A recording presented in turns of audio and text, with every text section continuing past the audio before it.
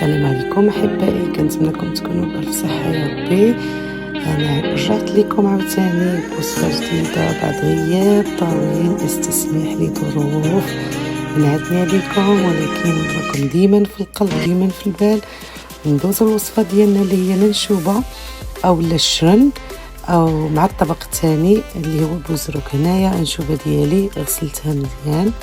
بالنسبه للعطريه عندي الثومه، الكمون، ملحه والبزار والثومه عاديه، تقريبا 2 فصوص ديال الثوم. عندي هنايا نص حامضه معصره، شويه ديال الخل وشويه ديال زيت الزيتون. بالنسبه انا ما كانش متوفر عندي الفينو، هو نورمالمون خاص كديري فيه الفينو، انا ما كانش عندي متوفر. حتى بهذه الطريقه كتجي حتى هي زوينه ولذيذه ومحمضه. تقدروا ديروها في مقله او لا تدخلوها للفران. انا درتها هنا في مقيله صغيره، كنقص عليها البوطه وكنخليها طيف على مهل، كتجي زوينه ومقرمشه ولذيذه. يا سلام انا كنعرف شحال من واحد كيجرب هاد المقيلات بحال هكا، كيجيو زوينين. كترافقيهم بزعلوك او بتكتوكه، داكشي اللي بغيتي. ندوزو الوصفه الثانيه. هنا عندي شويه ديال البصله حمراء مشروطه، عندي فلفله، عندي ورق ديال سيده موسى، درت شويه ديال زيت الزيتون. وبالنسبه هنايا زدت معلقه هنايا ديال مطيشه ديال الحك،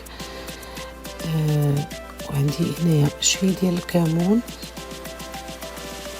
شويه ديال الثومه، تقريبا واحد فص ديال الثوم، شويه ديال الثومه بودر حتى هي كتعطي مذاق زوين لهاد الوصفه.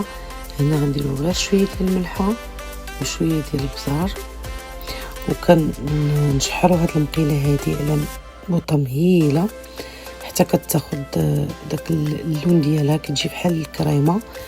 هنا درت تقريبا معلقه صغيره ديال الزبده، كتجي لذيذه بزاف.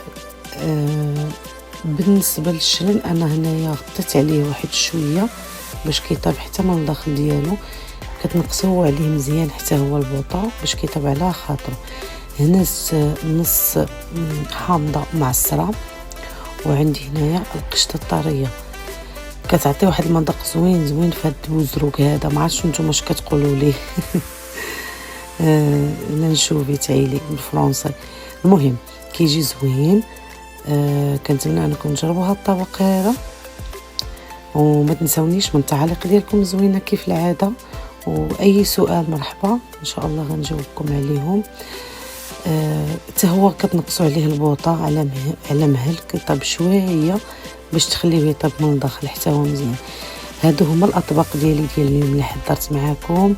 كنتمنى انهم ينالوا الاعجاب ديالكم، وكيف العاده ما تنسونيش من التعاليق ومن شير مع الاحباب والاصدقاء، واللايكات ديالكم ضروري. اللايكات الاعجاب ديالكم. شكرا لكم بزاف. نتلاقاو ان شاء الله المره الجايه في وصفه جديده، والى الملتقى. يلا سلام عليكم، نخليكم على خير وبخير.